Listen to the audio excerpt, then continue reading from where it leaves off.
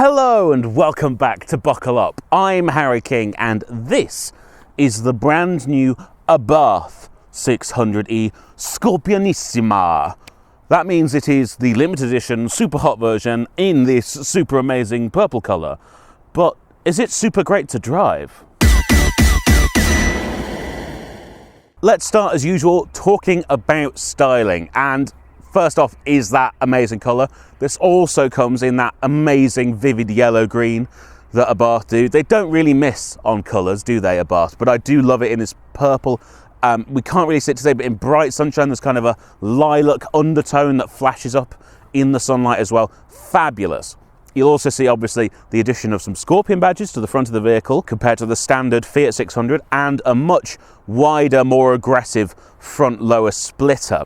You still get the lovely cut in half oval lights from the 600, and you get the overall lovely bubbly design. And I find it interesting how well it lends itself to an aggressive sporty style as well as a sort of friendly bellissimo style. I think here at the side is where you really get to appreciate quite how much Abarth has gone for it with the styling of this car. Let's start with these 20-inch diamond cut alloy wheels with insertable centre hubcap to make them look like knockoff proper racing spec wheels. Very, very cool, with obviously the Scorpion and the yellow flashes. Another Scorpion badge up on the side. Blacked out mirror caps, blacked out door handles, blacked out lower body area with great big Abarth script down the side as well. This is a really leery looking hot hatchback, and I love that. Abarth is so great at that, just unlocking that fun in design and making the car feel really special. Also lowered suspension, so you'll see this is really rather low indeed. So although I might refer to it as a crossover throughout the vehicle because it technically is a crossover, this really is hot hatchback sized and shaped ultimately.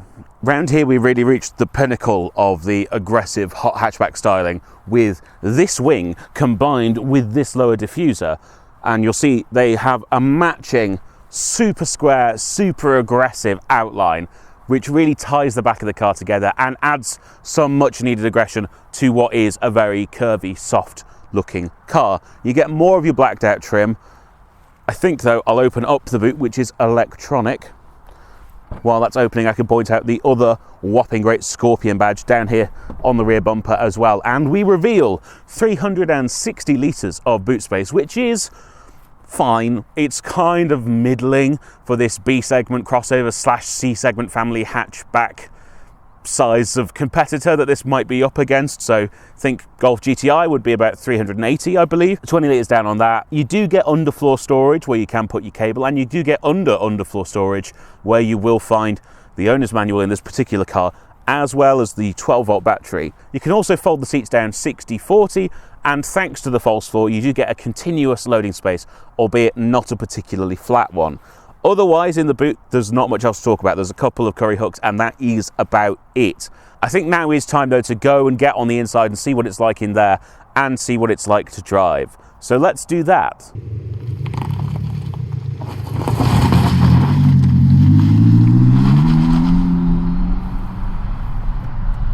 For those of you who are regular Buckle Up viewers, do not adjust your sets.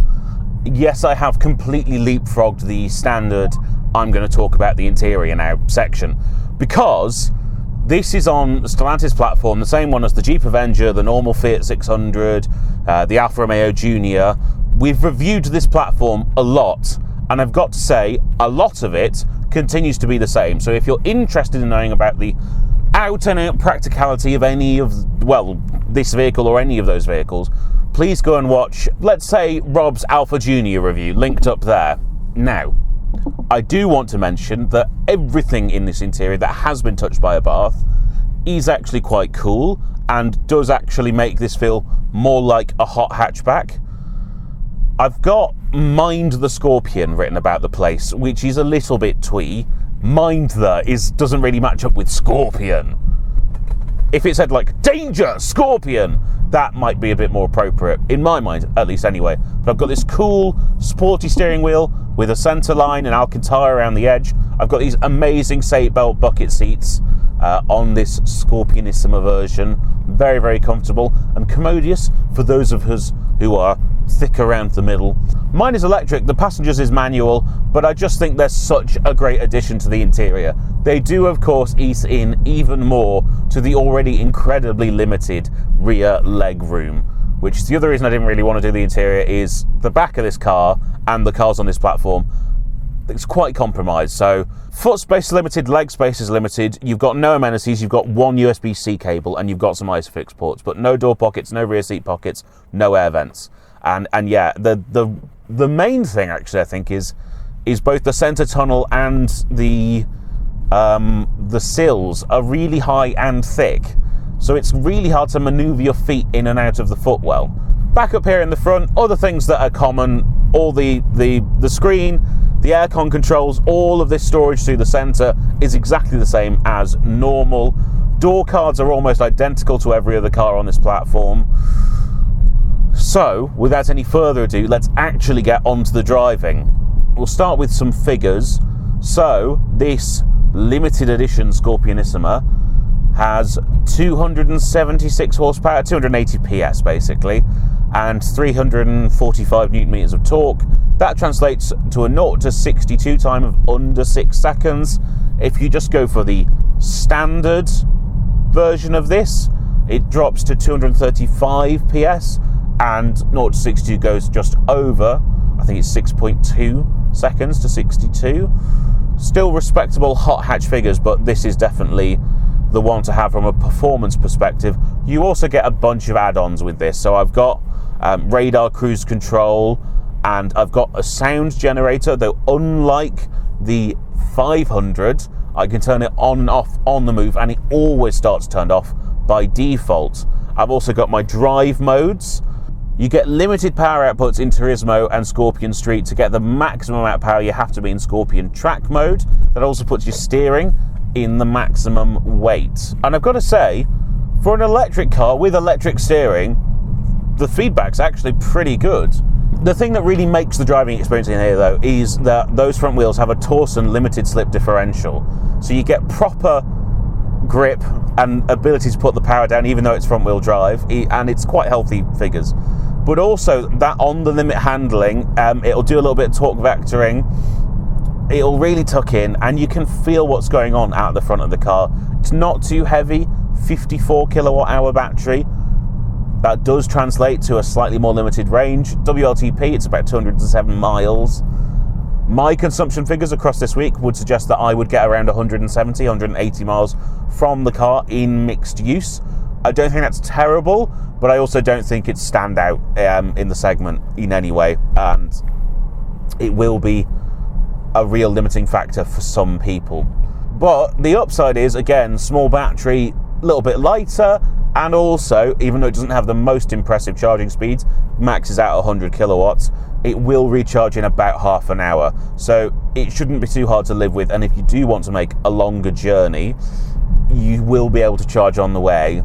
You'll just be stopping a little bit more often. You don't buy a vivid purple hot crossover, though, to see how far you can get on the motorway. You buy it for the driving experience, and as I was saying, this is excellent.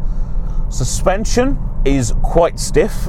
In the context of hot hatchbacks, it's actually fairly reasonable, but if you're used to a normal family crossover, this will feel really rather stiff indeed. That does again help in the handling department, though. It does corner nice and flat, and combined with that limited slip diff and the good heavy steering, it really makes for an engaging experience. Only complaint on the driving front is the brake feel. The brake pedal feels quite spongy, which isn't ideal. It is upgraded brakes on the front, 380mm 4-part calipers, but while it can stop, it's not a reassuring brake feel. I've got to say though, actually, really the main thing we should be shouting out here is this feels like its own car. Nearly every other car on this platform loses some of its personality to the fact it's shared. It's hard to tell the difference between the Alfa and the Fiat and the Jeep if you are blindfolded. This definitely feels unique. And actually, Stellantis have termed this version of the platform with its own little moniker because Abarth made so many changes to it. So it's got a wider track, it's slightly longer, and it's lowered as well compared to everything else on this platform. So that really does stack up into a unique and interesting driving experience. I really like the car, and the thing that kind of makes me sad with that is, well, why didn't everyone else try this hard? If Abarth can do it, why can't Alpha? So that's not anything against this car. That's just a sort of side note for Stellantis if they're listening. I think that's probably enough yapping on from me though, so let's go back and do a proper conclusion.